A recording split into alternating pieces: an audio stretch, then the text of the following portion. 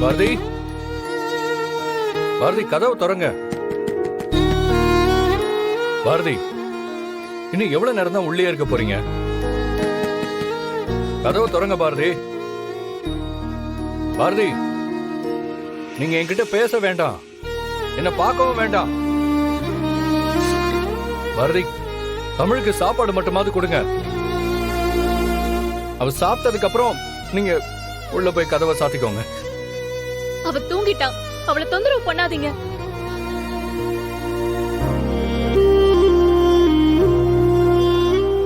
அவ தூங்கலன்னு எனக்கு தெரியும் பாரதி.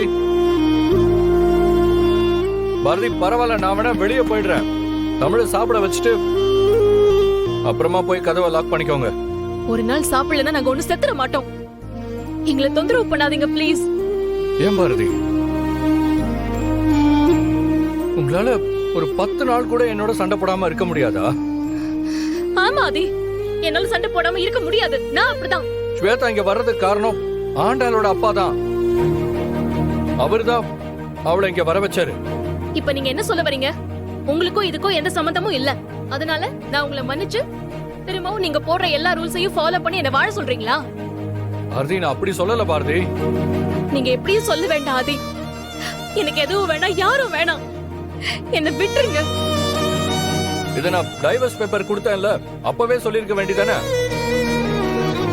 நான் வேண்டான்னு சொன்னப்போ என்ன வேணும் வேணும்னு சொல்லிட்டு, இப்ப நான் வேணும்னு சொல்லும் போது வேணாம் வேணாம்னு சொன்னா என்ன அர்த்தம் பாரதி? எனக்கு அப்ப தெரியாது ஆதி, நீங்க இப்படி எல்லாம் என்கிட்ட நடந்துப்பீங்கன்னு சுத்தமா எனக்கு தெரியாது. தெரிஞ்சிருந்தா அந்த கடவுளே சொன்னப்ப கூட நான் உங்களை வேண்டாம் தான் சொல்லிருப்பேன்.